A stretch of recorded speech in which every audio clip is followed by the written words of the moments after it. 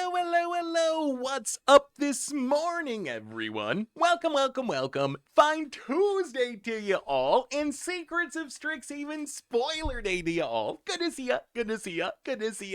What is up? My fish is bad. MTG Mikey QWERTY. Ulthu, my fish is bad again. Zelda Zagbot, good to see ya. Lucid, hello. Labrador, Thornblood, zoom in.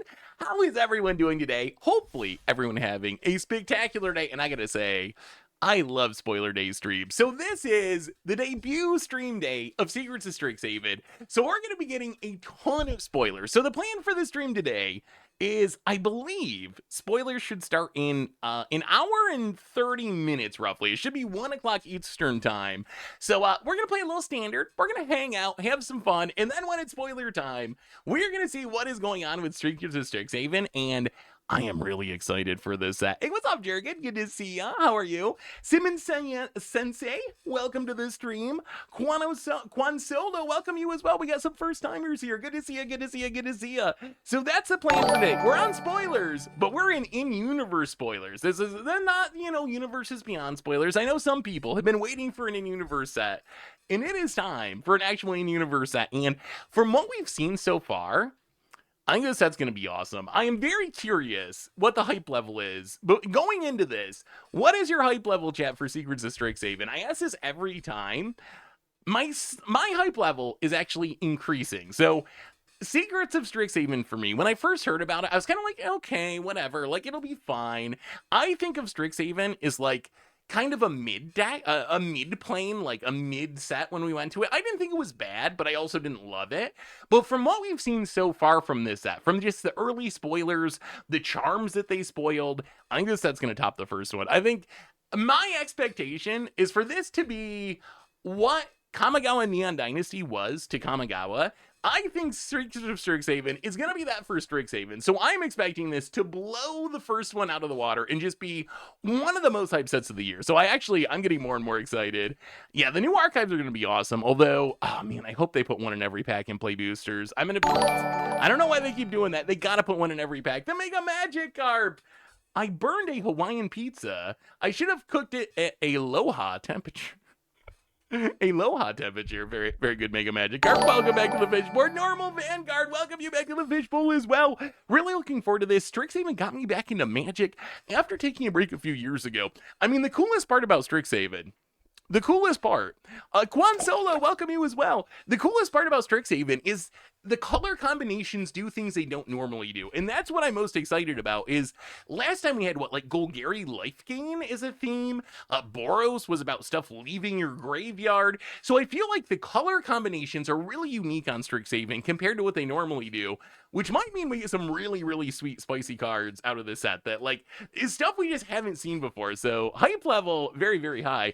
Selfishly, I want them to have a 2-mana Strixhaven Shrine so I can curve out my standard Shrine deck. Yeah, we do need more shrines for them to work in standard. A little bit light. My favorite card so far is Witherbloom Charm. Yeah, sadly we don't have the charms on the site because the images were such bad angles. So we don't have them on the site yet. But yeah, I think the charms are actually really good. Although, all right, let's see. I wonder if they're on Scryfall. They might be on Scryfall. Did Scryfall figure this out yet? Because I think a couple of the Prismari Charm, I think, is actually just kind of insane. And maybe I'm overrating it because it's such a good color combination in Standard. But I feel like the Prismari Charm is going to be like a standard staple. I feel like the card is just absolutely super pushed. Hey Seth, I was only able to find a half an hour last week. I was wondering if the other game card evaluation game continued and if you had fun with it. Oh, so quick DDH, a little bit. We went over a few. Oh, they are some of them uploaded, but not all of them. Okay.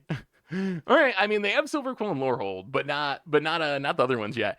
I answered a few more random cards that people asked about.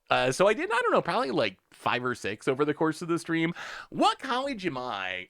That's such a tough question. For Strixhaven in specific, Probably Witherbloom, I guess. I guess I'm probably Witherbloom.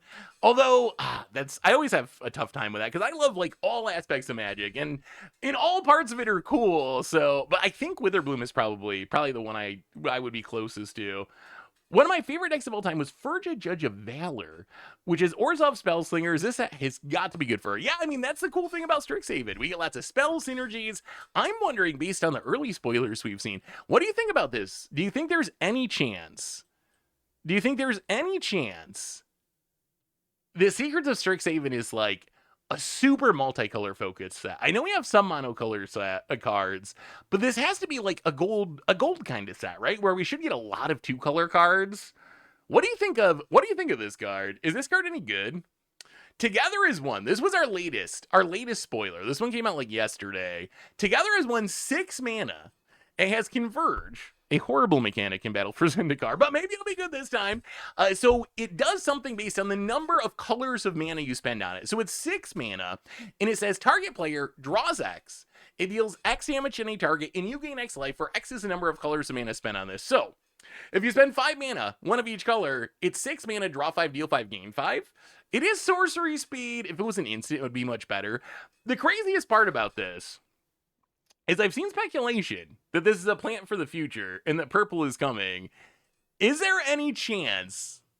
I mean, they promised that Reality Fracture, if I'm remembering how they said this right, I remember Marrow being super hyped and not being able to tell us what was happening. And it was going to do, I think he said something super innovative, and it might have been something that he's been trying to do for a long time. Are they pointing us to the direction of purple being a thing?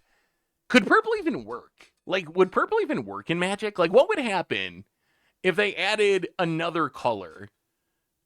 Like, would it...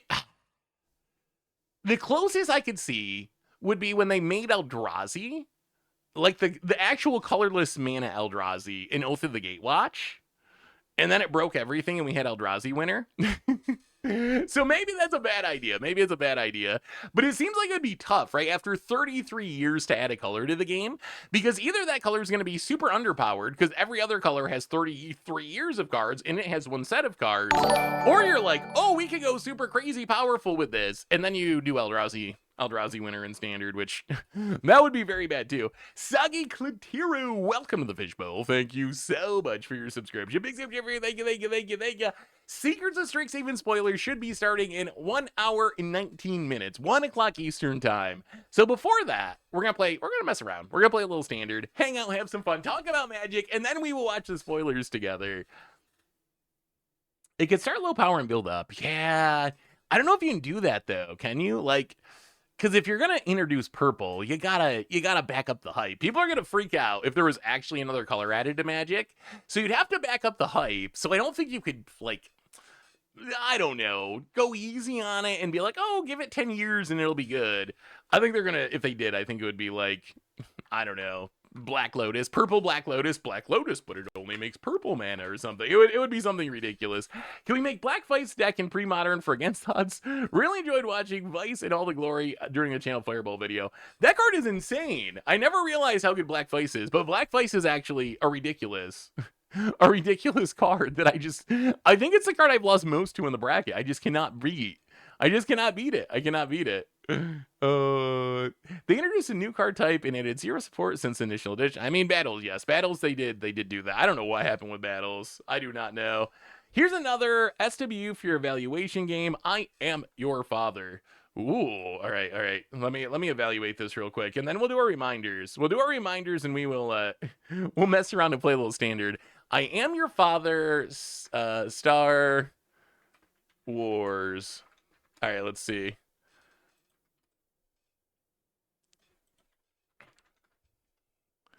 I am your father. All right. I am your father. It's a gambit. So to me, this looks like 4 mana. It says deal 7 damage to an enemy unit unless its controller says no. If they do, draw 3 cards. Oh, I mean, this card's horrible. This card's got to be, well, okay. So,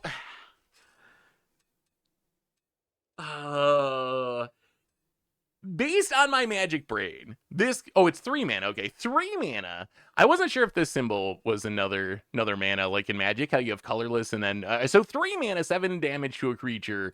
If they say no, you draw 3 cards. So I imagine if they say no, then you don't damage the creature and you get the cards instead. So this is essentially a Punisher card, right?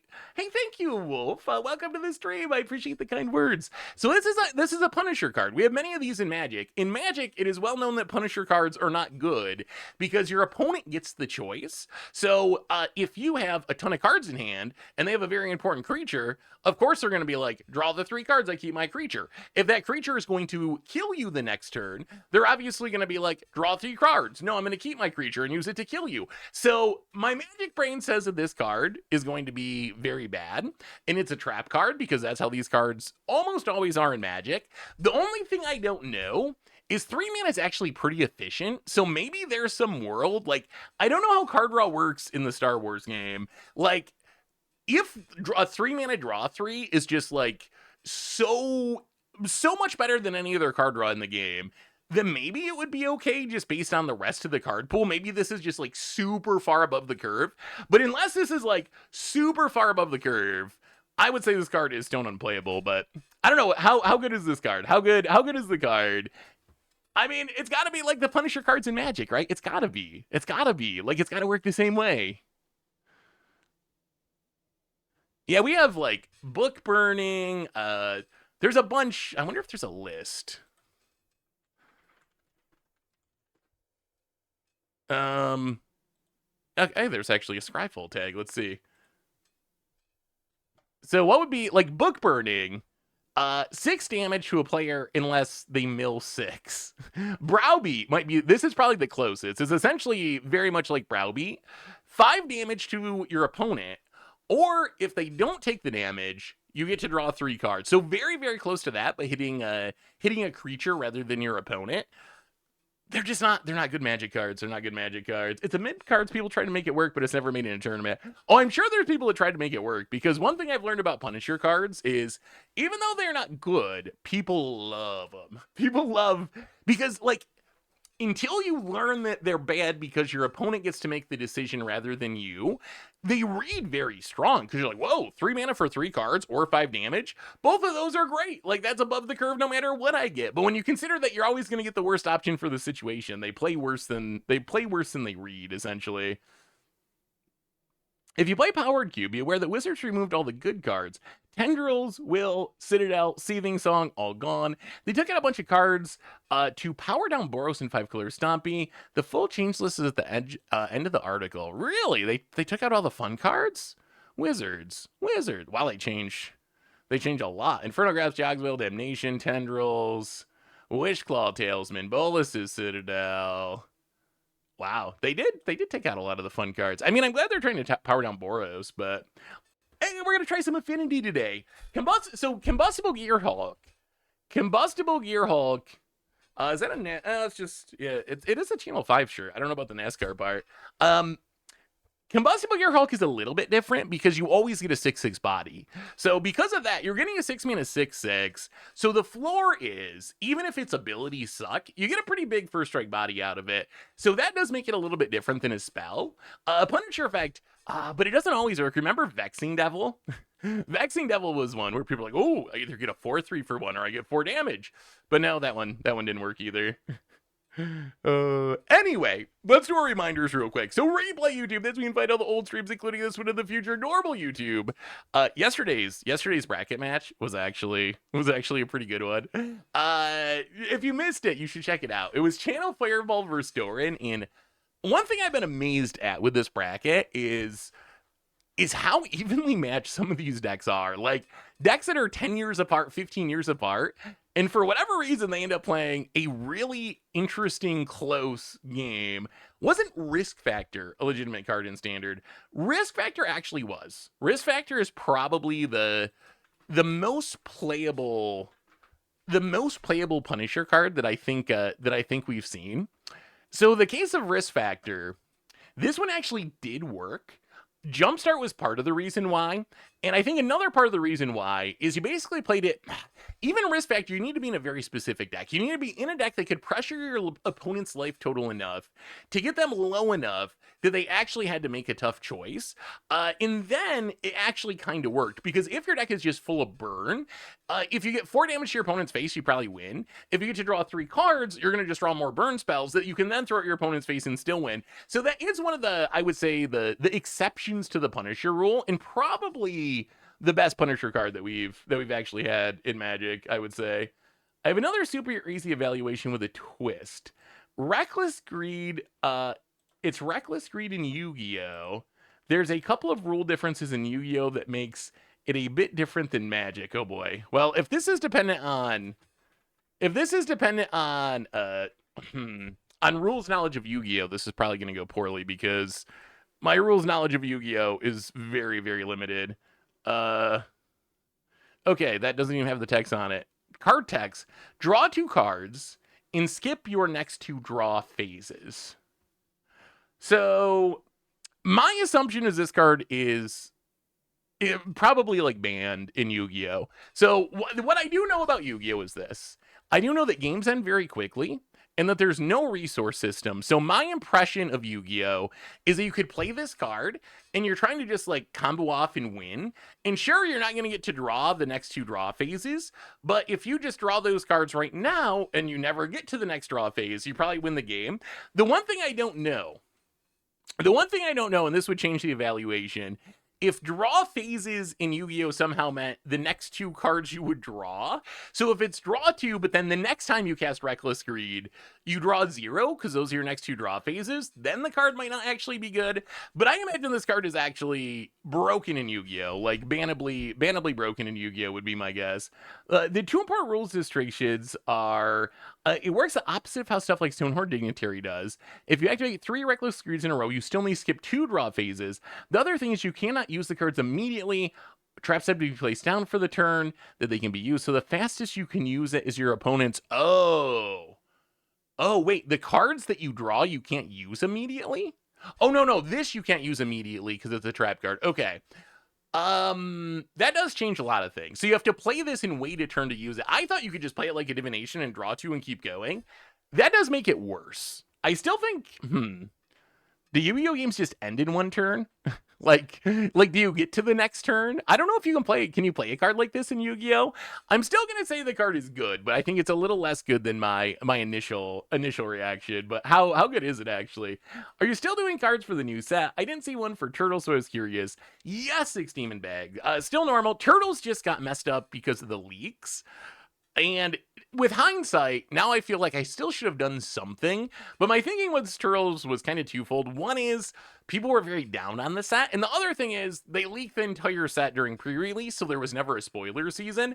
So that's why there were no spoiler videos. But yes, going forward, it's the same as it's always been with daily spoiler videos for the set. Hey Seth, first time I've ever been able to catch you live. Thank you for doing what you do and always being positive. I look forward to your stuff. Well, thank you, Gabero Hill baby, and I'm sorry for butchering your name. Anyway, what deck are we playing? Oh, I forgot to say. Our sponsor today, Card Kingdom. If you need some magical cards, you can get them over at cardkingdom.com/mtggoldfish. Also, it has officially been announced if you're in Vegas. I'm gonna do Pack It Up in Vegas. I mentioned this, I think, a couple days ago. But yeah, so if you're in Vegas, come and check it out. I used Reckless Greed in a combo back in 2016. Was pretty good at the time. I could see that. Good morning from SoCal. Planner is having their monthly tournament on Saturday. There will be a live stream top 8 in case you want to check it out. Ooh, yes. Where's it streaming at? Yeah, people were asking about other TCG cards. All right, let's play a little Magic as we wait for spoilers. So I want to check out some Affinity action. We haven't tried Affinity, and I'm actually kind of intrigued by Affinity because now we have Pinnacle Emissary and we have Ravenous Robots. So we have 2 things that make a bunch of artifact tokens.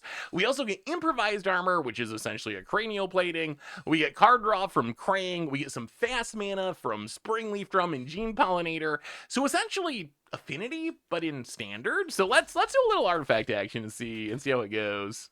Hey, what's up, Slayer? How are you?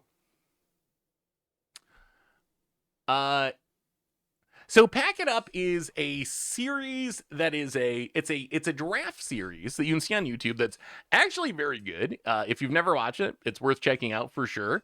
But it's a draft series. I think of it as the game nights for draft, essentially. Like the style of the show, it reminds me of kind of like a game night style show, but for draft rather than Commander. But they're doing a live show on the main stage Saturday afternoon. I want to say 1 or 1:30, but on the main stage at MagicCon Vegas, and it's going to be me and Ben and Gavin and a fourth person whose name I'm not thinking of, but the crew's actually going to be super fun. So, Planner Standard MTG, I will look for it. Is there other affinity cards you're missing? So yes, there is. I know the white. Let's do affinity for artifacts. So, affinity cards we're missing.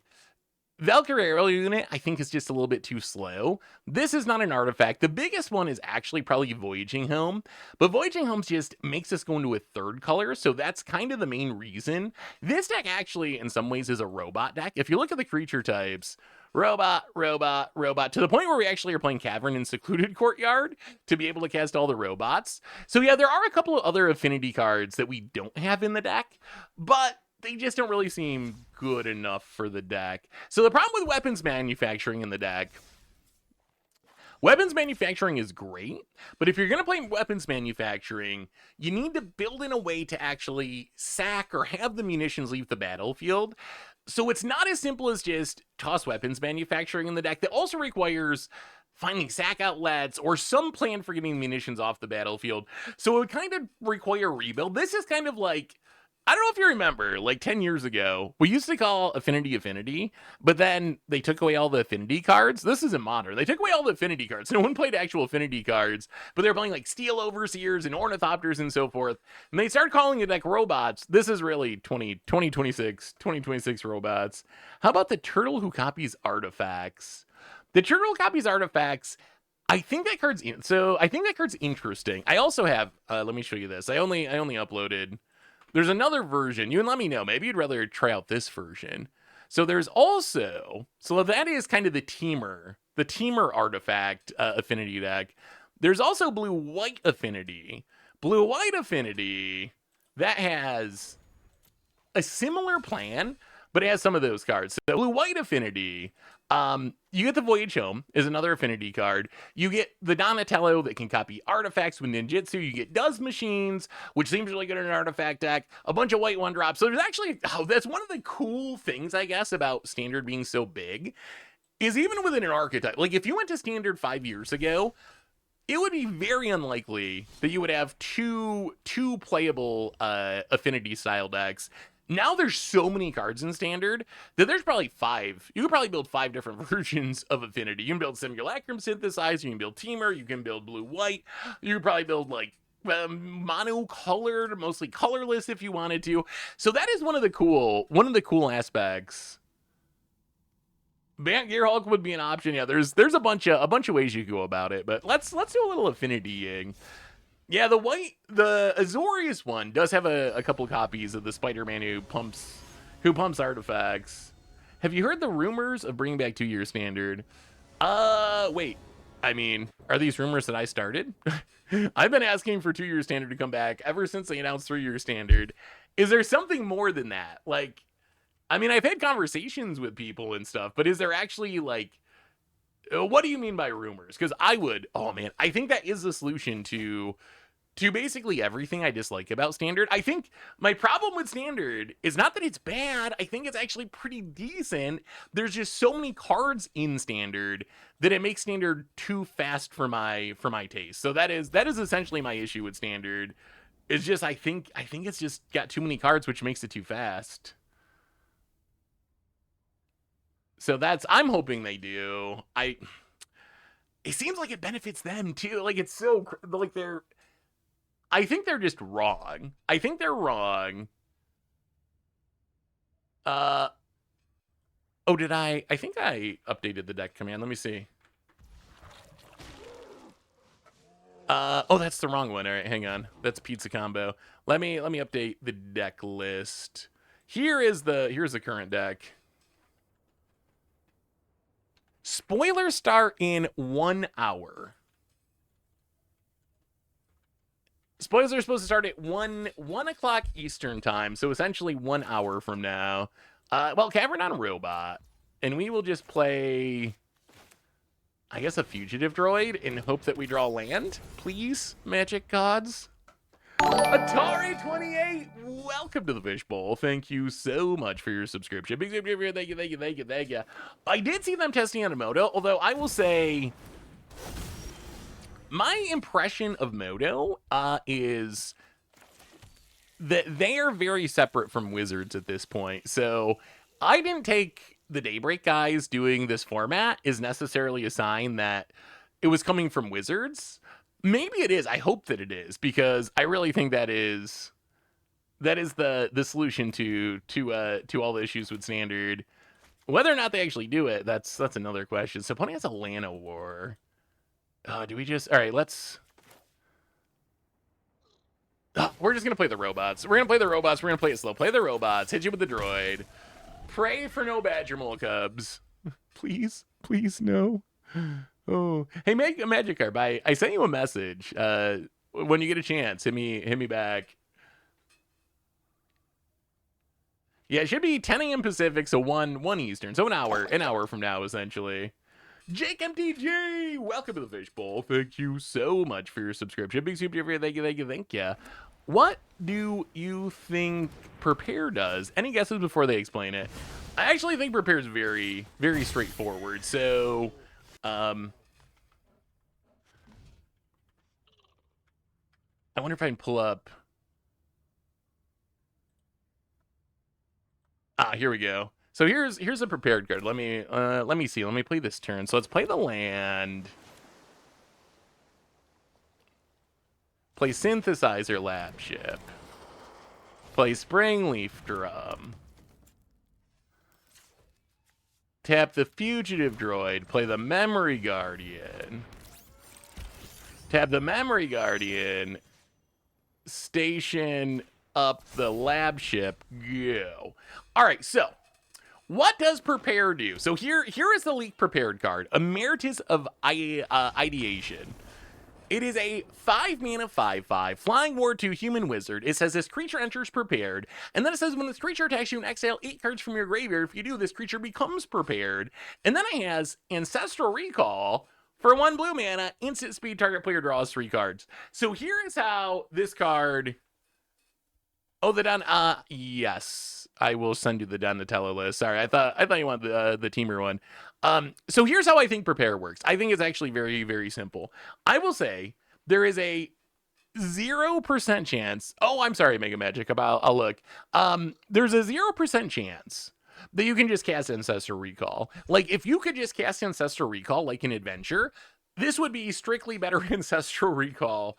There ain't no way that's going to be printed into Standard or at all. Like, there's just no way they're making a strictly better version of the Power 9 card. So how this is going to work, and I'm like actually very convinced that this is how it's going to work, but I think you play Emeritus of Ideation, and you get a 5-mana 5/5 Flying Ward 2 creature that comes into play Prepared. So as long as Emeritus of Ideation is prepared, then I think at whatever time you could cast an instant, you can pay a blue mana and literally just cast Ancestral Recall. So target player draws 3 cards, but once you cast the Ancestral Recall, then Emeritus of Ideation will no longer be prepared. So if you want Ancestral Recall again, then you're going to need to prepare it again, which, I don't know, maybe they make some cards that are like, do a thing and a creature becomes prepared. That could be possible. But we know you can attack with it and exile 8 cards from your graveyard, and then it would become prepared again. And then once it's prepared, then you can cast the Ancestral Recall again.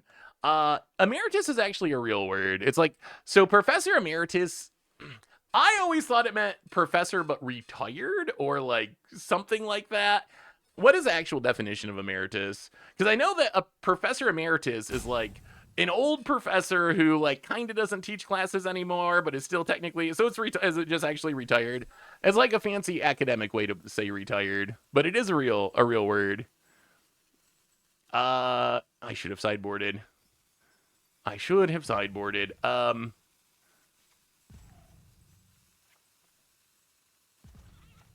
Okay, close enough. We got a little removal in there. Okay, that makes sense. You get to keep the title, but you're retired. Blinking, so, yeah, so blinking it would reset it, so that would be good. Oh, I maybe didn't mean to bring this in. That's 5 mana. I was thinking I was bringing this in as removal, but this is to channel for 2 mana. Found it. Gonna play a lot of War Elves. Well, we will. Spire Bluff Canale and get down the Fugitive Droid. Go. I would be absolutely 100% shocked if Learn was in the set. I actually think it is essentially impossible even, that there will be Learn cards in the set. There's just no way. I don't think there's any way that you can print Learn cards into Standard, with the current lessons being so good. All right, we're just gonna run out some stuff, make some dorks, hit you for 1. Pinnacle Emissary is a pretty good card. Do you think it's considered an activated ability you're casting a spell? I think it is an activated ability that actually casts the spell. So I think it's actually going to be both. I think it will actually count as casting a spell, because that's the whole gimmick of Strixhaven. So I think they're going to want it to trigger prowess or whatever. So I think it actually is going to be, oh, we're super dead. We're just super dead, right? Is there any way, can we kill them somehow? We might be able to survive 1 turn. We might be able to survive 1 turn. We definitely got to sideboard this game, being against Badger Maul. Sideboard better. We do not want Temple Traps. Opponent. Wow, and a fight. Oh, they have it all. They have it all. So now everything gets big. Yeah, there's no way. Like, we can play 2 Memory Guardians, but there's no way that's anywhere near enough, right? Yeah. I mean, what is your all's guess on prepared? Well, oh, you know what we need to look at? After this match, we'll look at the Strixhaven teaser from Mark Rosewater, because I think that might answer some of our questions. And we haven't looked at it together yet, so we will look at that momentarily. So we got to bring in the removal, because we got to be able to kill a Badger Mole Cub. And then I guess we just trim a bit. Oh, all right, let's try it like that. But I think that all the prepared spells, or maybe not all of them, there might be lower rarity ones, but I believe there's going to be a cycle of prepared spells that will be mythics based on iconic cards from Magic's past. So I think, I don't think we can keep this. So I think that'll be the case. So I'm expecting 5 of them, 1 for each color. The black one will be, the mythic, kind of like the blue one we looked at. That'll, I don't know, Demonic Tutor would be an easy one. Dark Ritual would be a good one. The red one, probably Lightning Bolts. The green one's actually tough. What does the green one do? Like, let's say there is a mythic cycle based on the blue one we were just looking at, that is a creature with a prepared spell that goes back to one of the original, like, Alpha style. I want to say they're all from Alpha. Like, what would the... could you actually do Channel? Giant Growth is probably too tame. Oh, Healing Salve is also pretty tame. Camouflage. Yeah, green is tough. Green is one of the toughest ones. Do we just have to kill this elf? Probably. Yeah, I want to play the Ravenous Robot and do things, but I think we just got to keep the mana off the battlefield. Pithero! Oh, Regrowth! Regrowth is a good one. Regrowth is actually a good one. Oh, yeah, if we expand it past Alpha, Natural Order would be insane. If it was Natural Order, could you sacrifice the creature to itself? Or, like, could you sacrifice the creature to its own prepare ability to Natural Order? Maybe. I don't know. I hope there's actually a theme in this set. I think it would actually be very cool if there was a theme in the set of callbacks to old classic spells. Because it would fit Strixhaven really well, right? Because Strixhaven is all about the spells. So that would be very cool. Yeah, opponent. All right, dump with their hand. Seam Rip. And a Leyline Weaver hits us. Well, we don't draw much. We can play a Sad Memory Guardian. I feel like they're going to play a Gear Hulk, and it's going to be really bad. We're going to play a Memory Guardian. We're going to pass the turn. Or actually, we're going to hit you for a 1. Seam Rip's very good. Very good card. We're going to run out the Surveillance Cam. Tap down the Llanowar. What are you, instant speed an opponent? No, we will not untap your Llanowar. Oh, I think they were just hoping we were going to click untap.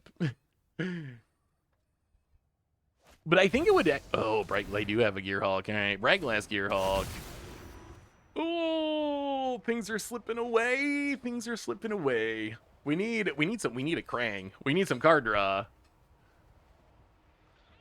I don't know. This set's gonna be so good. It's gonna be so good. I'm very excited about it. Finds a fight spell to kill the Memory Guardian. Sure. We rev up the chainsaw. Well, all right, land go. Not looking great. Not looking great, opponent. I mean, we tapped on the Bright Glass to keep from taking too much damage, but our opponent just had all the removal. Like, if we can't stick a Ravenous Robot... And there's a Badger Mole Cub. This would be fire with a... So it'd be fire with the level of up mechanical... Ugh. Wait. This would be fire with the level up mechanic, getting better versions of a spell along the levels, but they'd have to make it all text, no art, probably. Oh, that would be super cool. But yeah, it would be hard to fit. It would be hard to actually fit. We don't have a sweeper in this deck, right? Well, okay, so we'll crack this. I mean, opponent's out of cards for the moment, but so are we, kind of, and they have a very big board. Tap down the Gear Hulk, draw 2. All right, improvised armor and Surveillance Cam. Opponent passes. What do we do?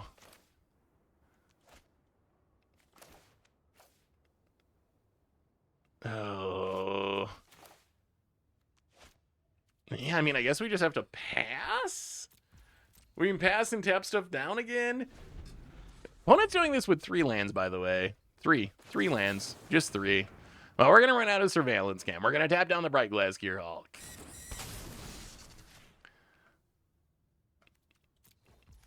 And sack it. Tap down a Leyline Weaver. Alright, draw a Springleaf Drum. Opponent goes attack it. I mean, we're going to block with what we can. I don't think this hand gets us out of it, though. Block the Llanowar Elves. Down to 10. We need another Ravenous Robots. That is not a Ravenous Robots. 4, 5, 6, 7, 8, 9, 10. Looks like death to me. Ouch. Rough running. All right, here is what we know. Here is what's coming up, chat. Here is what's coming up. Oh, current standard. I don't even know if Stoner would be playable, really. So here's what's coming up. This is Mark Rosewater's Secrets of Strixhaven teaser. He does one every single set. So let's see if we can figure any of this out before spoilers start in 48 minutes. So here are some things you can expect. An ability word returns which first appeared on a second visit to a popular plane. Okay. An ability word returns, which first appeared on a second visit to a popular plane. So, popular planes, Innistrad, Zendikar, Ravnica, Dominaria maybe. Those are kind of what I would think of as... Oh, wait, is this actually just Converge? Converge came in battle for Zendikar, right? Which was the second visit to Zendikar. It's, okay, Converge. That is Converge. 4 out of the 5 schools get a new mascot, aka creature tokens, and sometimes cards. So I'm imagining this is like pests were in original Strixhaven for Golgari. So I'm imagining each school is going to have a new one of those, essentially. That would be my, I mean, I don't know how to speculate on it because they're new. A mythic rare cycle that grants your instants and sorceries old keywords. This one confuses me, chat. So do you think what Mara was trying to say was to describe that Emeritus card we were looking at. Like, do you think this is what he means? A mythic rare cycle that grants your instants and sorceries old keywords. Or is this something else? Oh. Oh, see, I was thinking Lorehold. Oh, it's the dragons. And then there was the leaked one. Wait, what keyword did the leaked Golgari one have? Did that have another keyword? That would make sense, because this has Miracle, right? It gives your instants and sorceries Miracle. The Golgari one gave affinities for creatures. Oh. Oh. I wonder what the other ones are going to do. Interesting. Interesting. Okay. Okay, so it's referring to the dragon cycle, a new mechanic that redoes an old mechanic without its drawback. I mean, I will say that's very 2026 Magic. We can't have drawbacks anymore. Those we can't have. They might make someone feel bad. Someone might feel bad. So we can't have drawbacks anymore. I don't know what this mechanic actually is. Banning without the drawback. The drawback of banning was just no one knows how it works. Your spells have horsemanship. A spell that costs you XX. Okay, that could be any number of. Wait, is that math magics or whatever that was? Wait a minute. Wait, is he just spoiling all the things we already know? Oh no, wow, there's another one then. Math Magics was blue XX, so it's not Math Magics apparently. Interesting. A 6/6 with mana value of 1. Give me your prediction, chat. Give me your prediction. What is the drawback on this? What is the drawback? It's got to be like a Death Shadow thing. Can't attack and block until so many of this happens. Oh, I missed one too. I'll do that one next. Ooh, Storm. Ooh, Storm would be very good for Prismari. It's probably a moon. Maybe the mechanic without the drawback. Maybe it's cumulative upkeep without the upkeep. You just, on your upkeep, you pay 0. And it increases every turn by 0. It'll be interesting to see what this is. My guess is this card, it could be absolutely unplayable, or Moonshadow's been good, so it could be very good, but it's going to be very hit or miss. Like, just having big stats for low mana, it really depends on the drawback. A mechanic that's been in Magic for many years finally becomes a card name. Storm? I don't know. What other mechanic could be a card name? 6/6 for 1, but your opponent ramps 5 lands. Oh god. This one, oh man. I want to get excited. For a new Pox spell. I want to get excited for it because I love, like, Pox is such a, like, if we look at Pox, hang on. Let's pull up Scryfall. Pox are some of the coolest spells, in my opinion, in Magic. I love blowing up lands. I love those style of decks. So when I hear a new Pox spell, I get excited because you have like original Pox, right? Which was like everyone sacks a third of their stuff. Then we got small Pox where everyone had to sack a land. Can I just say Pox in here? Let me see. Does Scryfall, if I just say Pox, is it going to pull up the Pox cards? Probably not. But I think this card's going to be absolutely horrible. Like, it's going to be... Okay, wait. So small Pox and Pox are the two.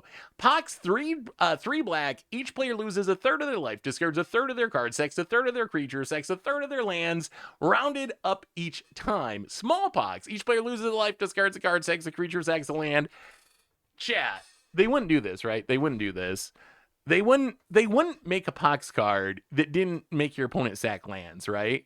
Like, do you think, would they actually do that to me? Would they 2026 a Pox spell and be like, Pox, but it doesn't hit lands. Everyone sticks a third of their non-land permanents. Would they do that? Would they actually do that? You know how you're right, Mega Magikarp. They would. I'm either going to be super thrilled, and this is going to be my favorite card in the set, or I'm going to go on a 5-minute rant in the spoiler video about how upset I am that they ruined what Pox means. Pox means blowing up lands wizards. So meet my expectations. Actually, there is a chance that it actually goes the other direction, and it's like Big Pox or Mega Pox or something, and it's like 10 mana or something, and they're like, oh, if you get to 10 mana, then sure, you can make your opponent sack a land. So that would be the other possibility. A spell that grants a specific Decudius mechanic to any card with 2 specific card types. Huh? A spell that grants a specific Decudius mechanic to any cards of 2 card types. Decudius. That's a Decudius mechanic. A cycle referencing iconic spells from Alpha. So we know it's a cycle. We know it's a cycle. We already saw the blue one. Decudius. Yeah, nailed it. So we know it's going to be a cycle. It's just a matter of what the rest of the abilities are. Here's my bets. If we're going alpha with all of them. Actually, all right, let's look. We'll scryfall. Let's see if we can figure this out, Kit. With our powers combined, can we figure out what the rest of this cycle is going to be? So I'm going to pull up Scryfall. We're going to go to alpha. We're going to look at instants and sorceries, and we are going to see if we can figure out. So we know that the blue one is Ancestral Recall, which means the power level of these can be very, very high. So, alpha. So alpha, instant or sorcery, and white. Swing for 0. Welcome to the Fishbowl. Thank you so much for your subscription. Big soup. Oh God, does this not work? What am I doing wrong? Can I not do both? Can I not have instant and sorcery in here? Does that not work? Allow partial. Oh, okay. Here we go. So what could the white one be? So these are the white spells of alpha. There's not that many of them. It's not gonna be Guardian Angel. Disenchant would be super disappointing. Wrath of God would be awkward, right? Because you're blowing up your own creature. Resurrection could be a dark horse. I mean, so here's my dream. My dream is it's Armageddon or Balance. Please, Magic Gods, one time Balance in Standard. Oh man, if they give me Balance or Armageddon in Standard, oh God, will we make some videos? So that would be my dream, is it's one of these two. Looking at these cards though, I think Disenchant is a realistic but disappointing option. I don't think you can make a mythic with the ability being Disenchant, which I think means it almost has to be swords, right? Like, I don't know. I think that these two are unrealistic. Armageddon and Balance, I love it, but they're not going to do it. The other ones are mostly bad. A Wrath doesn't make sense because it's on a creature, and you'd be blowing up your own creature. So I think it's pretty much gotta be swords. We already know the blue one is Ancestral. What about black? Healing Salve, I mean, it could be. That would also... I don't think they're going to do the whole cycle. Like, they could just do the whole cycle. Healing Salve, Lightning Bolt, Dark Ritual. I'm not expecting that, though. Black. Ah, boy. So it's not going to be... Sinkhole would be cool. They're not going to do it, but that would be cool. Demonic Tutor, I think, is likely. Word of Command, no one knows how to play that card, so I'd be surprised. I think that the two most likely would definitely be Dark Ritual and Demonic Tutor. Yes, let's bring back some anti. Let's demonic attorney your contact from below. Oh, it could be Raised Dead. Raised Dead would be a possibility. What did he say? Did he say iconic? Iconic spells from Alpha. I mean, I guess almost anything from Alpha is somewhat iconic. Sacrifice would be possible. I mean, if you want a dark horse, Mind Twist would be actually super cool. I feel like Mind Twist is... I mean, if we're just going by iconic, Demonic Tutor, Dark Ritual, Mind Twist are probably the most iconic spells, I would say, on the list. Sacrifice, I think, is a possibility. And it's a card that's becoming more and more played in Commander. It's like starting to catch on. What about green? I think green is going to be the tough one.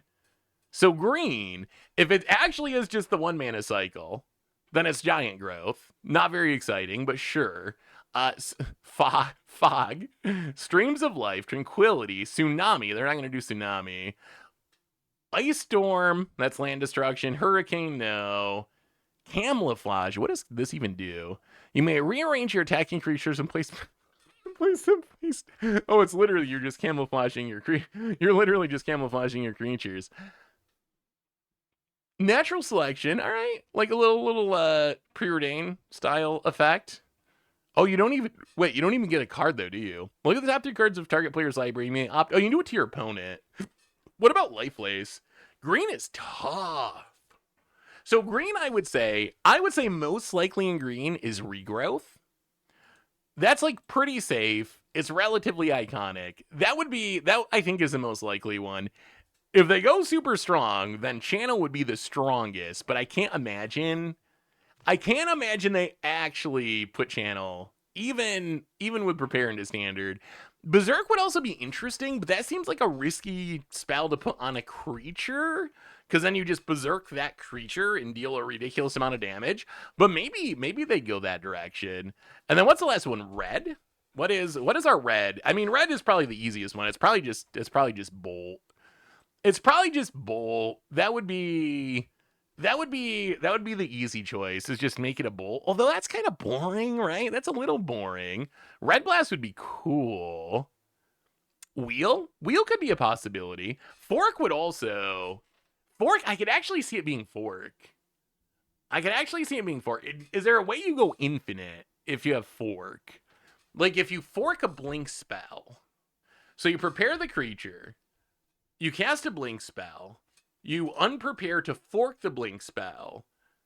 Then you blink the creature to prepare it again. Then you fork, but then you have to spend 2 mana each time. So I don't think you actually go infinite. Tunnel. Wait, where's Tunnel? No, they can't do that because regeneration isn't a thing anymore. They can't refer to regeneration. Oh, that would be the most disappointing choice. Yeah, I'm gonna say probably Bolt. I guess Fireball could actually be from Channel Fireball fame. Fireball could actually be a possibility. I'm gonna say probably Bolt, although I think Wheel or Fork are also possible.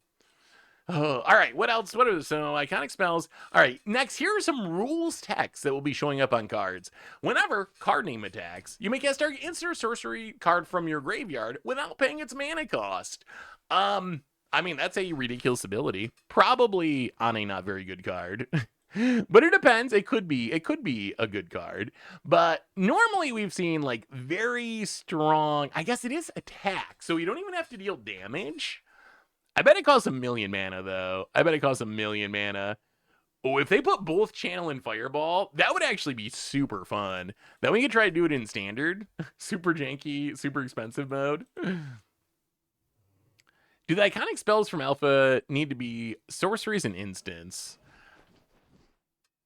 So technically in Magic, a spell is anything. A lot of times, though, we use spell as shorthand for instant and sorcery, and considering the context of Strixhaven and the blue one that we saw leaked, I would be surprised if they were not instants and sorceries. Like a creature that's like cast a Savannah Lions or something.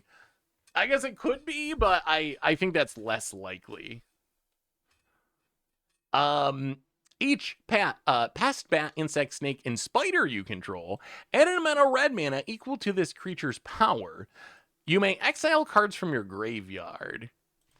And then there's a period. That's actually like just a weird line of text. What would we do with a card that was just straight up, you could just exile a card from your graveyard? I mean, I guess Insidious Roots? Like if you could just one by one, whenever you wanted to, exile a card, Insidious Roots would be kind of ridiculous. Exile an instant and sorcery card from your graveyard. Where X is the number of differently named lands you control. Ooh, we had this ability on a card before. Wasn't there a creature from like Ixalan? It was like a 4-mana 2/2 or something, but then it got big based on the number of differently named lands you control. It was so bad. Round down each time. That might be Pox. That might be the Pox spell. When this is the card that I'm most intrigued by. This line of text could be one of the most like expensive and broken cards in the set. It could actually be, hello, Mr. Olive. I have an idea for standard. I don't know how to make it work. If anyone can, the king of budget magic. And what's your idea, daring traveler? What's your idea? So this card, when this land enters, choose a land card name. So is there any chance? And I'm kind of amazed, like, that man, is there a chance that this is like a land that you play and you literally can name the name of a land and it turns into that? How broken? That would be incredibly broken, right? Like, if you could just play this and be like Urza's Tower, and it was an Urza's Tower, or Library of Alexandria, there's no way they can actually do that, right? There's no way. There's no way that card. That's what the first thing I thought of. That would be so powerful, but I think it's actually just way too strong. Why else would you choose a land card name when a land enters?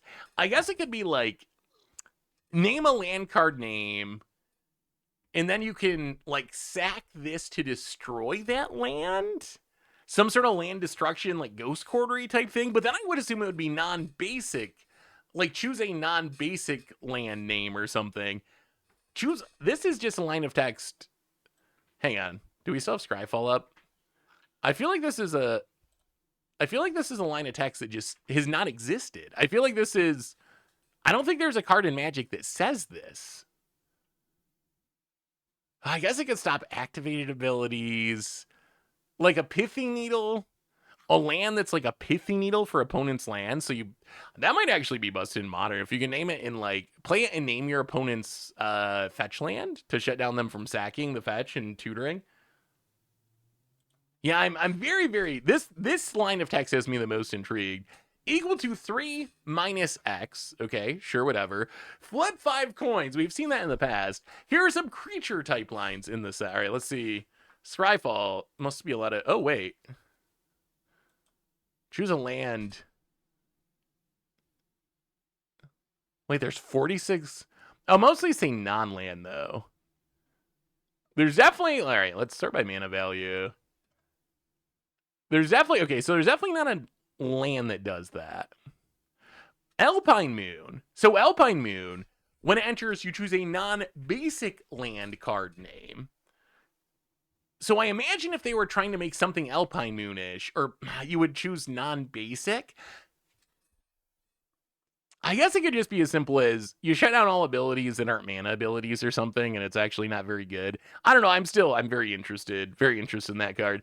Some creature type lines in the set. Inkling Cat, Spirit Camel, Bird Pilot, Plant Sloth, Badger Pest, Turtle Wizard, Fractal Elk, Giraffe, Merfolk Bard, Bird, Skeleton, Warlock, and finally, here's some card names from the set. Applied Geometry, Flow State, Graduation Day, Group Project, Impractical Jokers, Procrastinate. Oh God. Fractal? Pterafractal. Terrafractal. Stress Dream. Teacher's Best. Wild Hypothesis. Ah, man. This set's gonna be wild. This set's gonna be so good. It's gonna be so good. Oh. I want to know what that land is. We have a half hour. You ever watch Impractical Jokers? I remember watching that a long time ago, and it was kind of funny. I feel like it's a show... I remember watching it, like, a long time ago when it first came out, and it was actually kind of funny, but then I realized recently that it still exists, like, 10 years, 15 years, whatever, a long, long time in the future. And I was like, how can that show possibly work after 10 years? Like, what, like, aren't you so famous that everyone knows who you are? How do you go in public and, like, whatever, do your thing when everyone, like, doesn't it kind of defeat the whole purpose? Like, I don't know. To me, it seemed like one of those things that would probably be, like, a good mini-series when no one knows who you are. Kind of like what was a show they did where it was like, was it Jury Duty or something? Where it was like a court case, but it was all fake, but one guy didn't know it was fake, and that was like the joke of the show. Something like that. Oh man, we can't surveillance cam, but we can, you know what, we can surveillance cam. We'll keep this.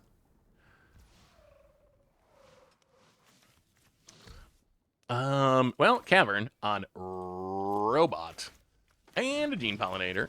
Go. I say the same thing about you. Hey, fair enough. So the Mox Jasper 0-mana artifact taps for mana, but only if you control a dragon. Line of Transformation is 4 blue, but only an opening hand can be put on the battlefield. It says choose a creature type. All creatures of the chosen type from any zone. So I named Dragon. Now on turn 1 mana ramp, I don't know what else to put in the deck. Ooh. I mean...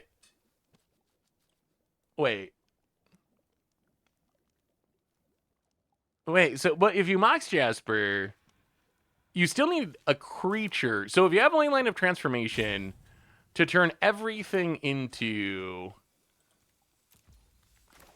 the card type, wouldn't you still need to have a creature on the battlefield? So I think you need 1-drop creatures to turn it on.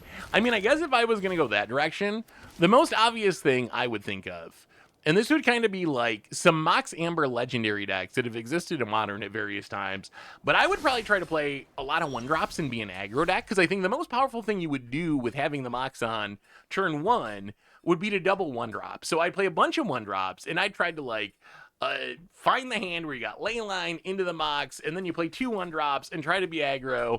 That is, I think, how I would try to build it. Although... that is like 4 very specific cards. Right, you have to have a creature on the battlefield, though. So you'd need Leyline, you'd need the Mox, and you'd need a 1-drop creature, 0, like some cheap creature to get on the battlefield to start it. Well, let's play the Memory Guardian. And, I mean, I guess we start doing some cranial plating stuff here. Let's put the cranial plating on the Gene Pollinator. 5, yeah. It's a big Gene Pollinator. Wait, I haven't even seen the deck list, Kaz. When did you, oh, you emailed me a deck. When did you email it to me? But no, that deck does not sound familiar. Can you send me a link to it? Oh, how do we want to do this? I mean, I guess we just attack with both, but then we can't surveillance cam. I kind of want a surveillance cam. Yeah, let's just get in with the flyer. Let's get in with the flyer. Pass the turn. We're kind of pinched on colored mana at the moment. Ooh. All right, United Battlefront is a good one. I did try to run Mutagen Man with Forensic Gadgeteer, free clue, but still too slow. Yeah, I tried to make that deck work too, and I could not get it to work either. Most Helpful Weaver.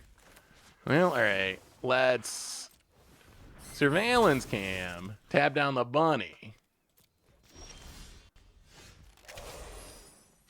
Now we're definitely gonna move. Oh, this has reach. All right, well, we're gonna move this over to the flyer.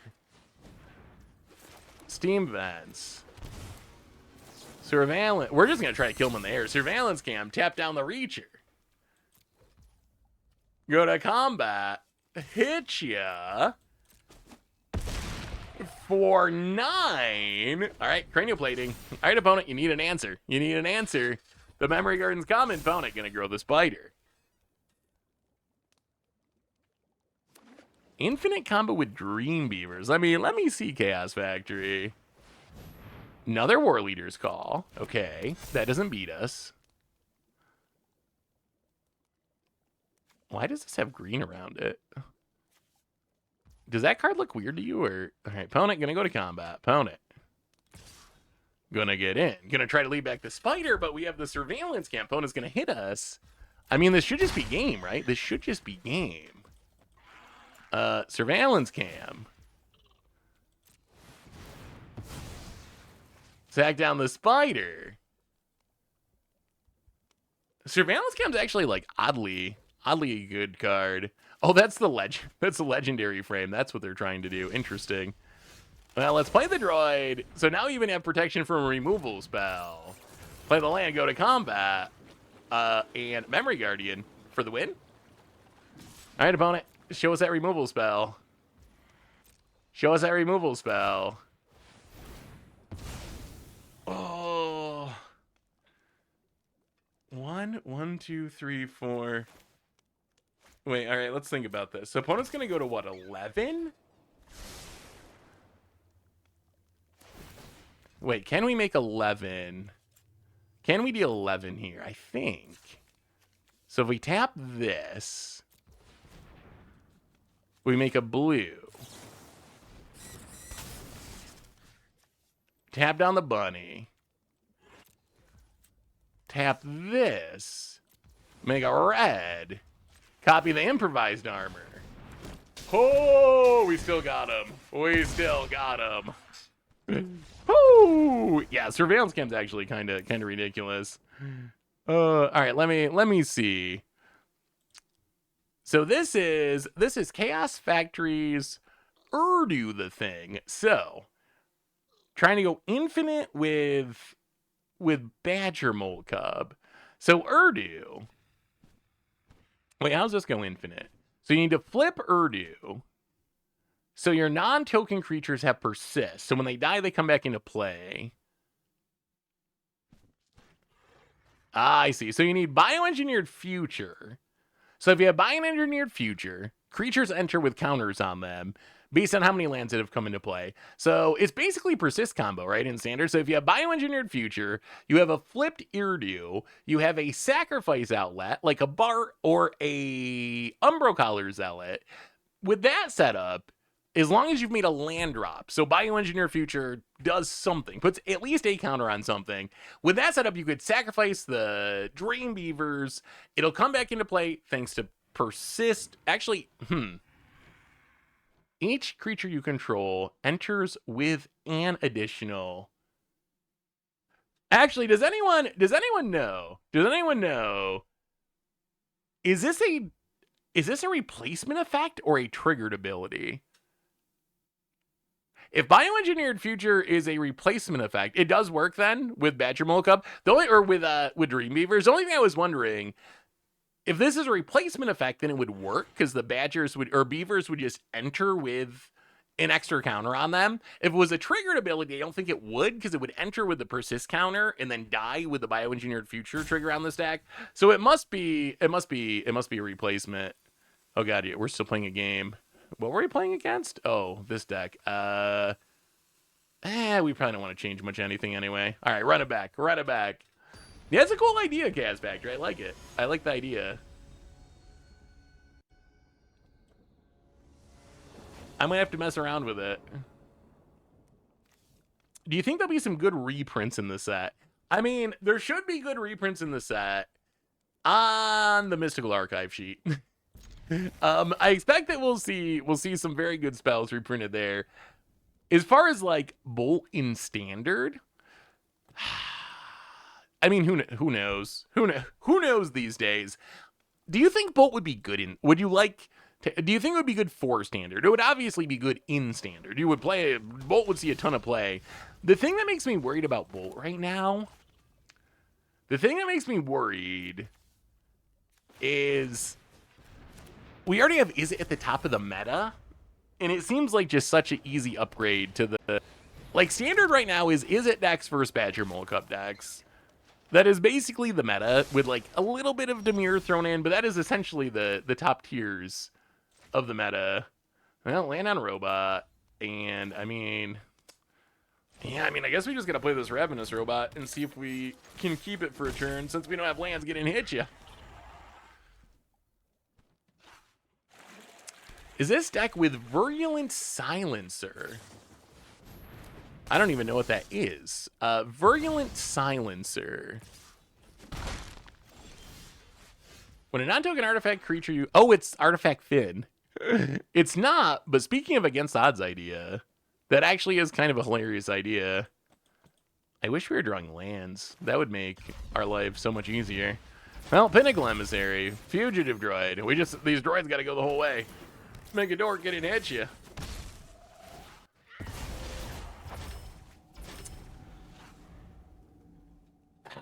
Modern.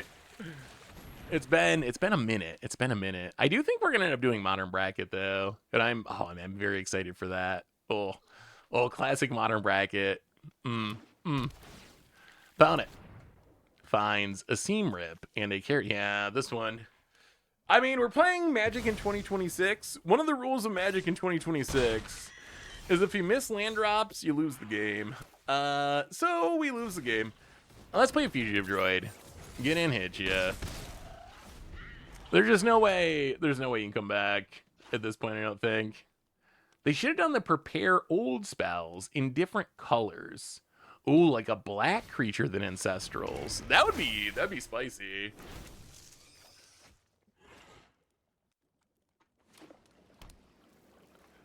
Yeah, I mean, I know Modern actually is. I think Modern is in a better place than it's been in a long time.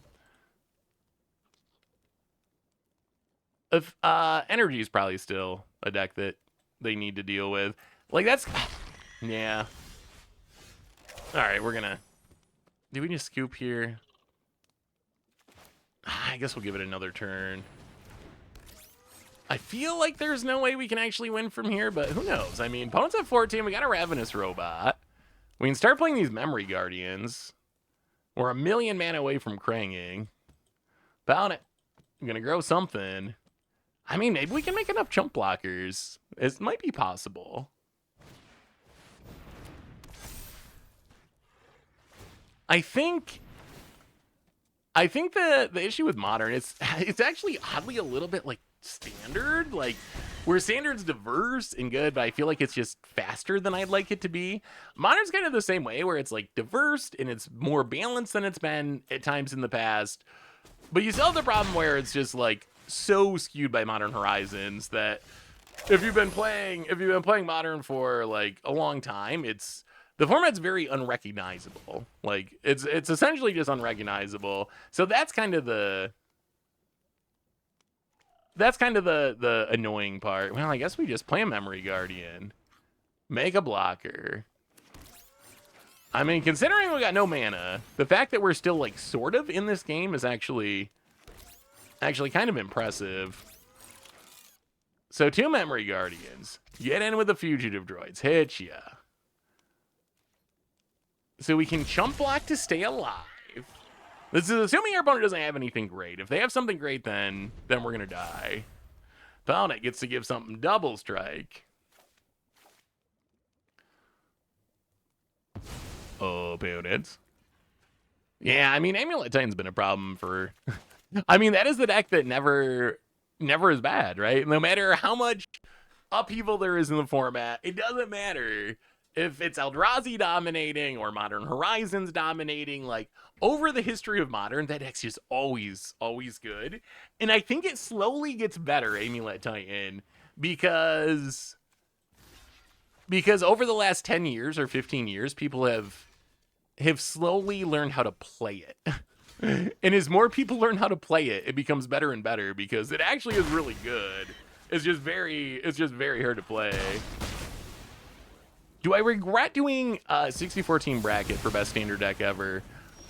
Not even a little. If anything, I think we might make the bracket somewhat longer. So no, I've been very happy with. Well, that makes sense. The Wrath into United Battlefront. Yeah, I mean, it's what, turn 17 and we still got 2 lands. There's no winning from here.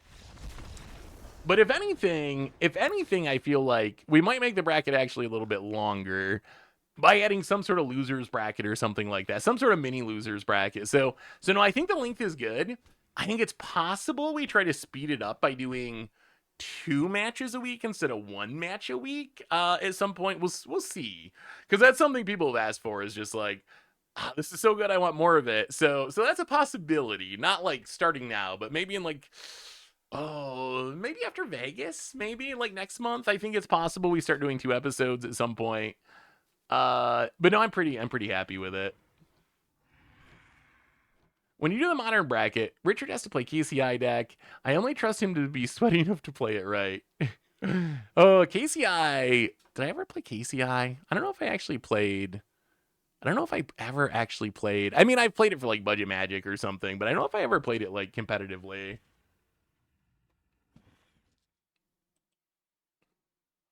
I would love if you could do 2 a week if it's not too much work for you guys. Do I ever eat Brazilian food? I don't know if I've ever actually eaten Brazilian food. I live in the middle of nowhere in upstate New York. There's not a lot of there's not a lot of restaurants, period. Like, it's very hard. These little towns around here, they can barely keep like an American restaurant running. So outside of like a couple of random Chinese restaurants, very, very few options for food from, well, in general, but food from other countries. So I've never had Brazilian. Let's say I was gonna have Brazilian. What would you recommend? What would be the thing you would tell me to try first? Oh, we don't really have a way to deal with a lot of this stuff. Yeah, I guess we just run it back. I mean, we got Michelangelo's technique or whatever, which is pretty close to a Coco. I think, on one hand, I think current standard is so powerful, Coco might not be out of line power level wise like it was a decade ago. On the other hand, creatures have gotten so good that the idea of doing it in standard is a little frightening. Any plans to bring Rough Drafts back?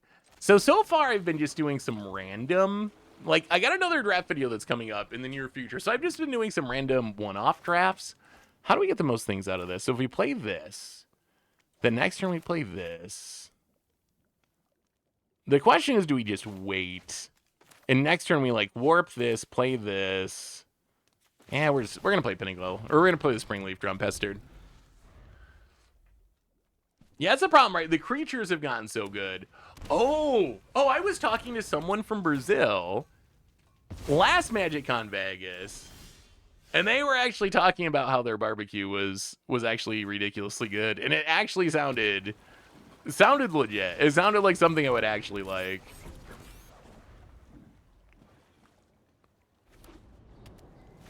JTDM, wait.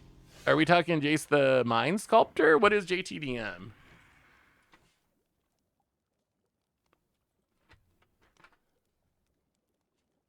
Is it, wait, Jace the Mind? I actually think Jace would not. Jace the Mind Sculptor I don't actually think would be that good in current standard.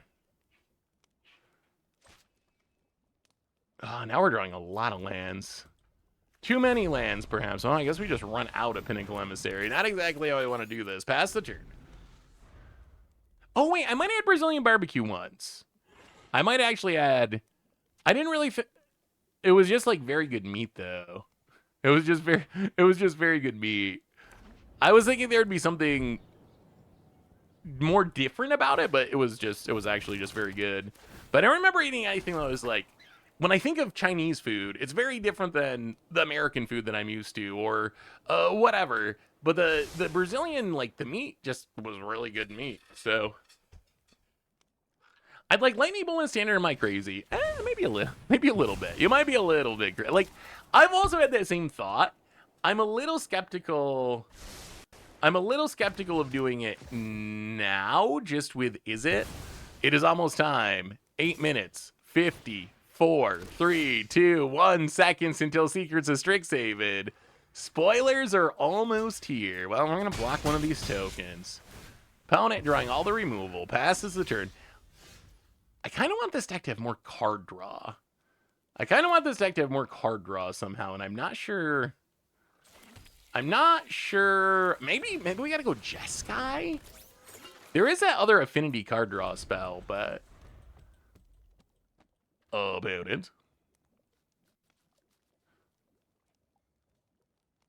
I actually think Jason Mind Sculptor would not be... I think it would be... similar to the Rao that's currently in standard as far as how much play it would see. Like, I'm not convinced that in current standard Jace would actually be like a 4 of main deck card or one of the best cards in the format. I do think it would see play like Rao, where it's like bringing it out of the sideboard in the right matchup type of thing. Like, I can see that for sure. Found it. Even more removal. Gonna get in and hit us. Hilariously, though, they actually made our Krang much better. We needed these maps. To play the Krang. Opponent passes. Well, that's Cavern of Souls on a robot. Play the Fugitive Droid. Play the Krang. Draw 4. Oh, another Krang, another Krang. That's what we wanted to see. All right, we will pass the turn. Now our opponent's going to feel like they got to kill Krang because it's the biggest thing. If they kill the Krang, we play another one. And things are suddenly looking much better for the artifacts. Crouching Relic would be good. Any chance we revisit decks from older sets before they rotate, like Rooms or Fitch Falcon Gear Drake? Ooh, that is a pretty good idea. That's a possibility. I mean, we still have a while until rotation comes, so found it. So I think there's a decent chance. Well, let's play a Cavern on Robot. Warp a Pinnacle Emissary. Jane Pollinator. Synthesizer Lab Ship.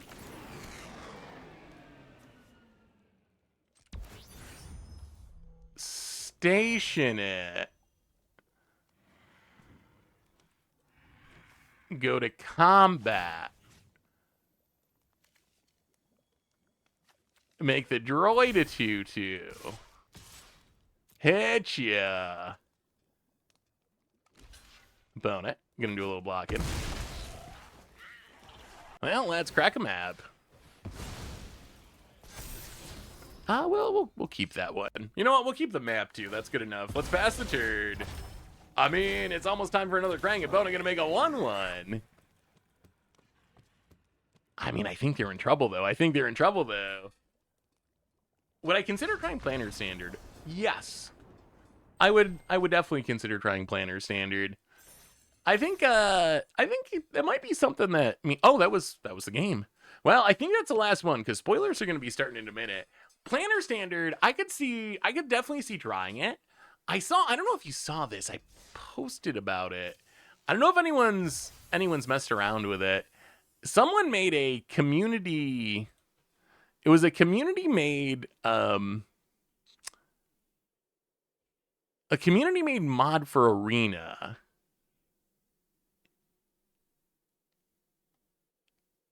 Oh, here it is. It was a community-made mod for Arena that is supposed to make it easier to play a good game, Dinner Alley. It's supposed to make it easier to play unsupported game modes. So essentially, you download this mod, and it makes like a little lobby where you can, if other people join the lobby, then you can just match and play Planner Standard or match and play Pauper, formats that Arena doesn't officially support. So I haven't messed around with it too much yet, but if something like that actually took off, like if there was a way I could just go in Arena, like we're going to stream today, let's try some Planner Standard. I go to Arena and click a button and play Planner Standard against someone. I would definitely play Planner Standard. The challenge right now is if I want to do a stream of Planner Standard, I got to like find somebody who plays Planner Standard. They have to have a bunch of different decks, or I got to go to Discords or whatever. Here's the Reddit post that should have the links. I haven't tried it yet, but it seems like people have been hyped about it and saying good things about it. And it's someone who I'm familiar with, so someone who at least I know has been around the Magic community for a while. So they said that basically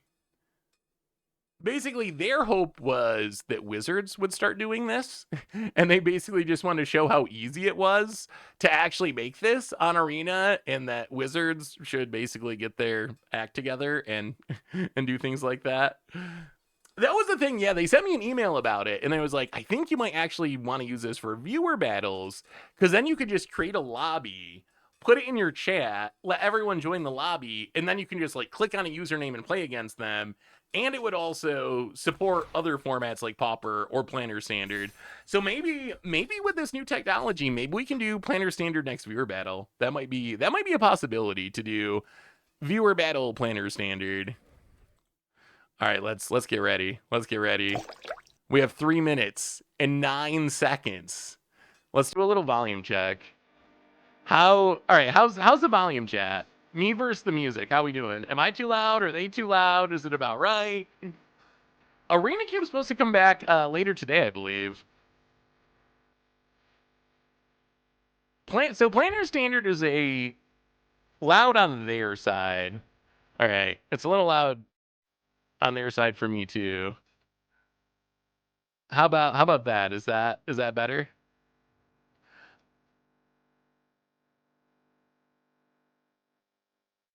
They're slightly too loud. Okay, is this a better mix now? Hopefully, maybe. Perfect. All right, we'll go with that. What are we at? 13%. 13%. Wait, what were you? Someone asked me something. Oh, Planner Standard. So Planner Standard is a new-ish community-made format that is standard, except without Universes Beyond sets in 2 years of cards rather than 3 years of cards. I haven't got a chance to play it yet, but it sounds sweet. Yeah, what are we thinking? So hype level for Strixhaven's high. How's Blake gonna be doing today? What is Blake's hype level for Secrets of Strixhaven? Are we gonna get the S tier Blake? When was the last time we had an S tier Blake? Have we ever had an S tier Blake? I know we've had some like A tier Blakes, high B tier Blakes. Definitely remember like at least one, maybe C or D tier Blake, a rough day. Have we ever had an S tier Blake? What does an S tier Blake look like? For Blake's sake, I'm rooting for an S tier Blake. I'm always rooting for an S tier Blake. Secrets of 6-7. Can't wait to see what Blake's going to say about the inevitable reserve list questions. I actually don't, like, I don't feel like there's even any question here. Like, what is the argument for Emeritus breaking the reserve list? Like, to me, it seems silly. I mean, I'm not a reserve list supporter anyway, so I'm like, I would be fine if I actually did break the reserve list. No problem for me, but do they use... It's a good question. I actually do not know the answer about the ban list that they use. My assumption is yes, it would be the standard ban list. But if anyone who plays Planner Standard knows what ban list they use, that would actually be a funny video.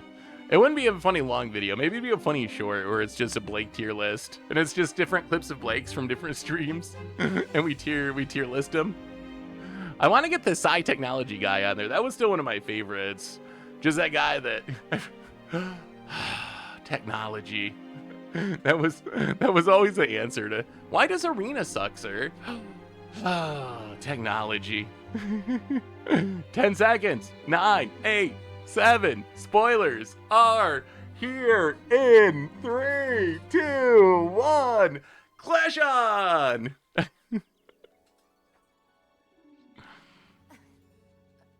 We failed? What do you mean, we failed? Failed. The deadline was a deadline. Please, Professor Fell, I can't fail. There has to be something we can do. It was a deadline. Perhaps. A very important creature recently escaped into the mystical archives. Retrieve it for me by noon, and I'll reconsider. You won't regret this, Professor Fell. Is it dangerous?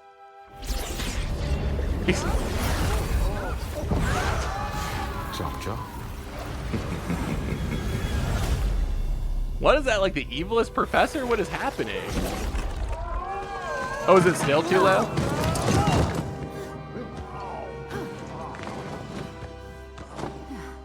How about now? Long. We better... Huh?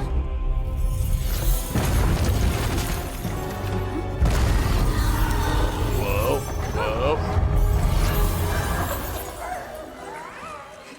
Oh, it's Tinkerbell. That's the creature? I got this. For Lord! Whoops. Don't let them get away! He yells for Laurel.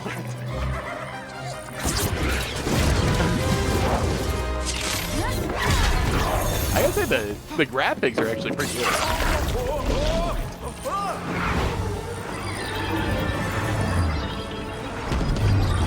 Premiered in. I got it. Wait. No, I don't. Oh, now I know why that guy's card was so bad in Lorwyn Eclipsed. He seems like the kind of guy that'd get a 4-mana 2/4 that has a paragraph of text and impulse crawls the card, maybe.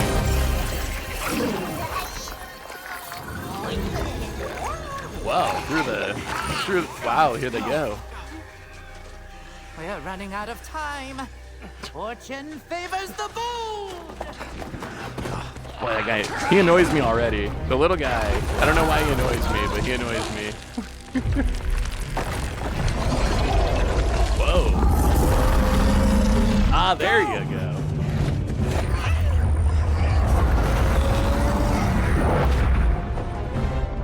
thing's massive.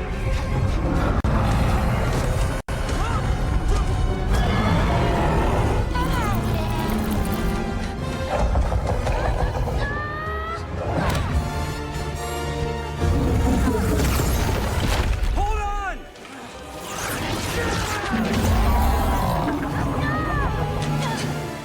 Gotcha! Field trip's over. It's now or never.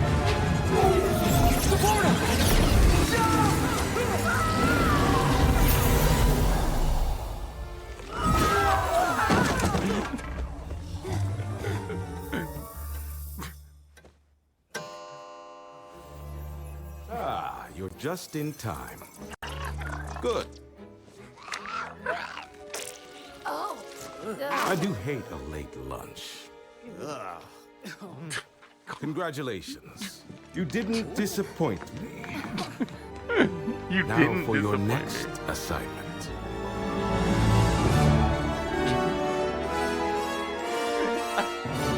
I mean, the animation was really good. I don't know about the storyline. Oh, it's still going. I mean, I think the graphics are I've really always seen good. myself a student and a scholar Was that of hot Magic dog? the Gathering, and so I feel right at home in the halls of Strixhaven. Today, I will be speaking with folks from Wizards of the Coast who worked on this set to learn more about this school and our second When visit did to its when did campus. Sam become WotC staff? Welcome to Secrets of Strixhaven.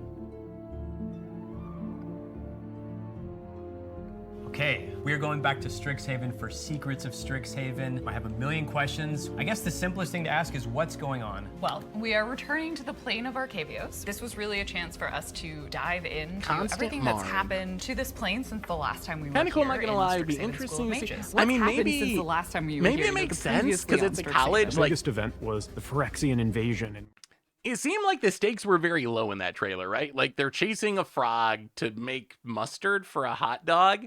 But actually, that might be kind of perfect for a college set because in some ways that makes sense. In college, things that seem really important are like tests and relationships and things that like maybe it makes sense that the stakes are kind of low for the college set. Maybe it's actually perfectly on flavor. Different from last time. The main question you really always have to start with is what do people love about this setting? What do we want to see again? What do we need to take forward because it's so core and foundational? You want there to be a lot of The new art looks things, pretty but you good. also want there to be all that fan favorite stuff that you're delivering on again. Something very honest and true to the original. You know, we're Hey, always there it is, iterating, we're always flashback. looking for a That new is way the card to approach flashback. So that's the something one to, like, with get our the fans name that was an excited. old The mechanic original from Arrow's Strixhaven teaser. School of Mages was so much about each of the colleges, giving each of the colleges an identity and making players feel what they were each about. Prismari is our artistic school. They are the art students. Big, flashy magic. It's very colorful. It's So very Melina, lively. welcome never to wanna Fishbowl. miss a Thank you for your performance by the subscription. Big Prismari. soup, thank you, They thank have you. this very fighting, adventuring archaeologist vibe. Outgoing and athletic and really want to venture out into the field. Quandrix are the math geeks. They are the sort of brilliant Nerd. geniuses. Nerd. Math gets to really shine. It's all about fractals and equations and exploring mathematics in the realm of magic. Silverquill. They are the College of Eloquence. They're highly competitive.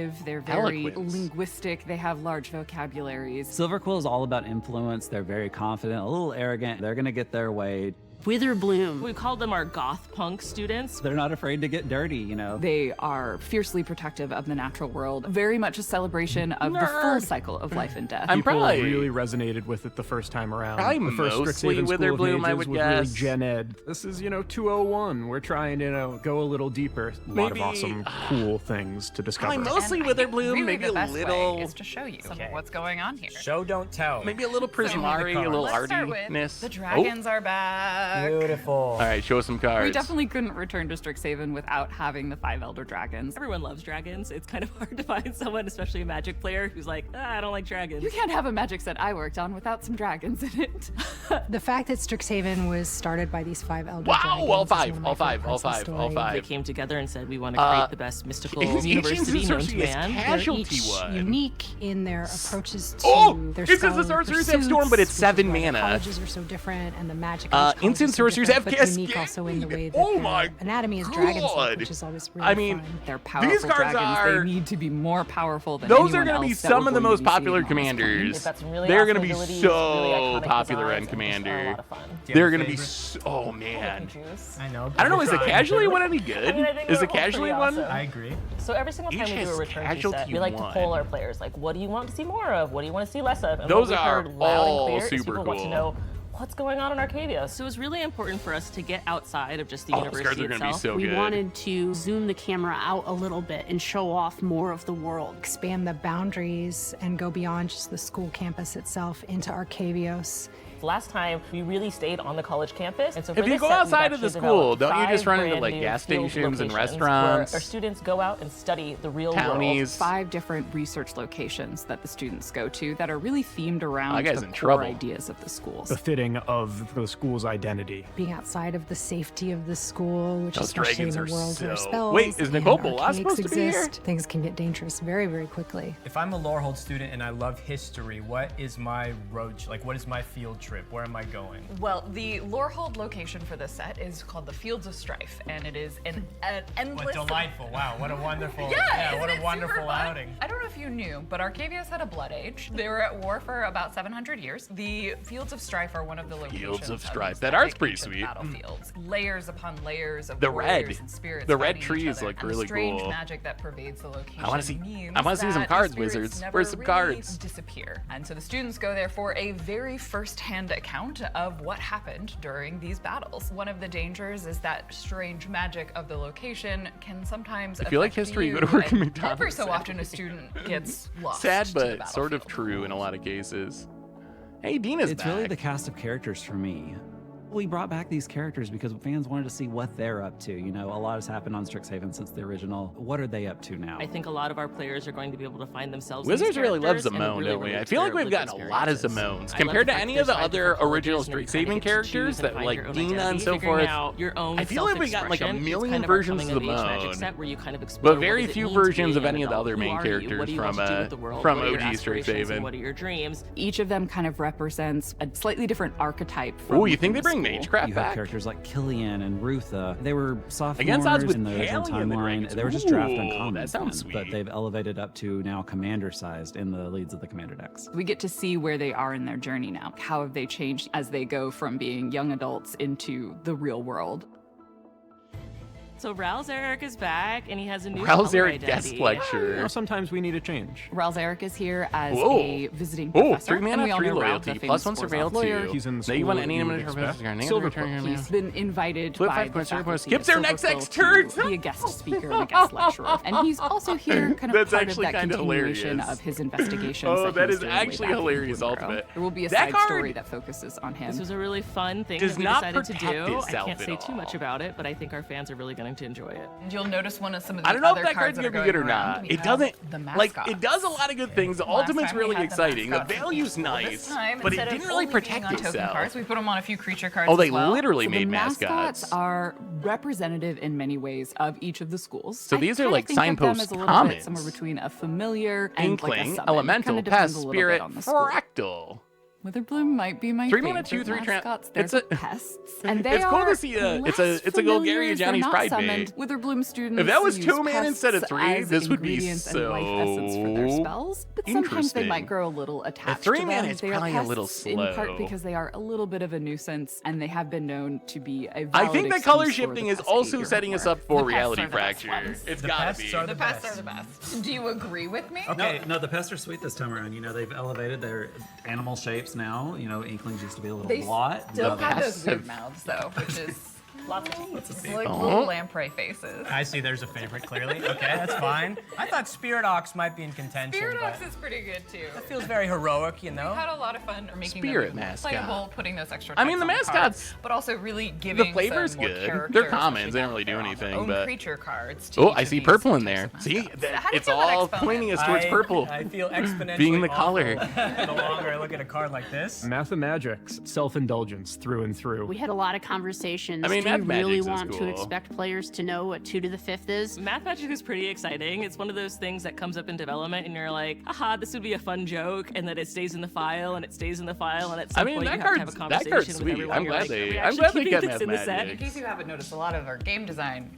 are exponentially happy about Exponent. I think this card stayed basically the same. Yeah, honestly, from like Notepad to Conception, it stayed the same. Even the name of the card, which was kind of incredible. I was really excited to see people's responses. It's just really We cool and already saw bombastic. this You can one. draw so many cards, or make your opponent draw. You a think lot this card's of gonna be any cards. good? Jadine, I think you know the answer. Oh, to Inkshield, this. that If I should be a spend mystical 10 archive. for X, how many cards does target player me draw? Oh, so you're asking what 2 to the 10th is, which is, as everyone knows, 1,024. Well, I did my homework before I sat down with you all, and I happen to know that if you spend 100 mana on Mathemagics, you draw 562 trillion cards. Strongly suggest Is that that you all? do not draw Is that those all, cards. Sam? That's true, it says say target player. As Magic grows and I expands mean, as a Magic game, we is get so the opportunity mathy. to take It's kind of gotta risks be like fine, this, and right? it's something that I hope fans really enjoy. People read it and they either love it or hate it. Wait, they think it's I a love that. risk? There's a pair of cards that I personally really love. Huh. This was an early development playtest I name feel that like Game that card's Design not put that in, risky, and we were just but- like, this is perfect. It's called Procrastinate, and it's just Procrastinate. literally the art is this little frog, and he's asleep. Tap and he's, target creature, he's put twice procrastinating on X his stun homework. counters on it. Procrastinate is one of my favorite cards. So just reminiscent of things I thought about so much in school. I really love cards like this because it basically allows you to take a real world concept and then think, what would this look like translated into a Magic card? Another example of a card name that stuck around I mean, from the beginning of Mathematics the might file, actually 'cause it be the was first so against odds perfect. card. The It really is idea like paying of enough mana to win a counters game on the the spot. creature. I really love that we get The this sets whole- seem in push. I'd say relatable. Relatable moments. Relatable moments, yeah. Who amongst us? So far, Stream also everything makes me resonates a feel lot. like It this really set is takes me push. back to school Stress days and streams. just Oh a my different god. era of my life. Have you ever had a 5 stress damage up to one target Yeah, I creature. felt a little personally attacked when I saw these cards. I still, I don't know. I went to college. I don't know if you went to college. I swear, like 10 years after I finished college, I still rarely, but every once in a while, I would have some dream that I missed my final exam and failed out and didn't actually graduate or something. That like the stress dream thing is a real thing. I actually remember remember having those for like a decade after I I'll finished play college. Basic Island, and I'm going to Yeah, cast good choice, Chaos Factor. Landscape Painter.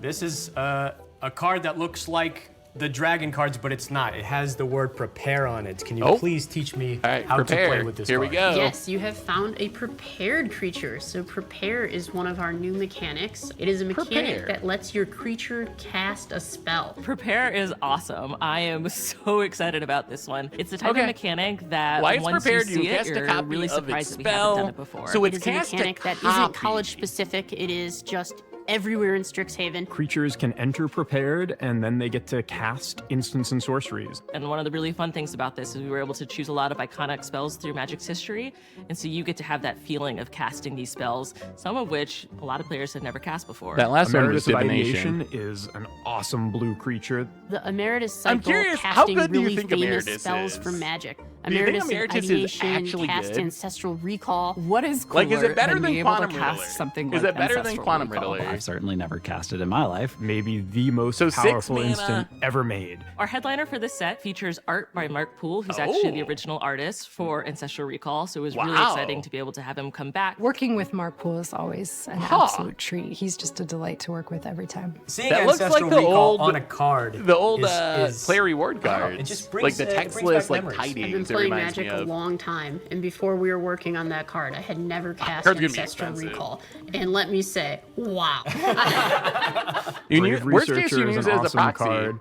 Black creature Oh, that gets to prepare Reanimate. One of the Reanimate. most iconic Magic cards of all time. I mean, we call these decks reanimation decks. Joined Researchers is So one of my 4 favorite mana- examples of a prepared card because it's a callback to Secret Rendezvous, which was a card in the Secret original Rendezvous, Strixhaven set, which okay. featured these Oh, two this set's gonna characters be from different so- schools oh, this meeting set's gonna be surreptitiously with insane. each other, This set's gonna sharing be information, insane. and I just always loved that card so much. This set's gonna be Biblioplex so Tomekeeper is insane. one of these cards that gets to have a little fun so you with the can. prepare mechanic. There are a lot of cards these prepare that's limited creatures stuff, enter but there prepared, are but cards that maybe you don't can have a way to prepare stuff. re-prepare themselves, but we wanted to come up with The something that Bibliopex allowed you Tonekeeper to can prepare re-prepare you. some of your creatures, and we thought it was fun to have some counterplay, so you can Yeah, I don't think the unprepare reanimate one is something, part of too. the alpha Paradigm cycle. is It was a the rare other too instead of mechanic a in the mythic. set that isn't tied to any specific faction. Paradigm was a way for us to really Paradigm. express that this is a set about instants and sorceries. It features on these thesis type cards, and the idea is that it shows you an encapsulation of what it looks like at the end of your study at Strixhaven. What is your big final magical spell? So, for example, with Improvisation Capstone, Oh, there's a Capstone lesson. being your final performance, this Aaron, was a access chance for card. us to After really your first, you have showcase a one spell of the with this students name. giving their final graduation performance at Spectacle Summit. Oh, It is it's a cycle epic. with Oh, it's one for epic each without color, the downside. And I find these that really was exciting yes, because that once was you the cast mechanic it, without you the basically downside. get to It was cast it for epic. free over and over It's and over again epic, throughout but the you game. don't The have to colleges, not though, cast are any still more really spells for the important. rest of We the decided game. the best thing to do They was brought to back give them epic. each I their would have own never mechanic. guessed So epic. in each of these, the keywords Oh, are man. really getting to kind of a core idea Oh, this set's of all so of the cool.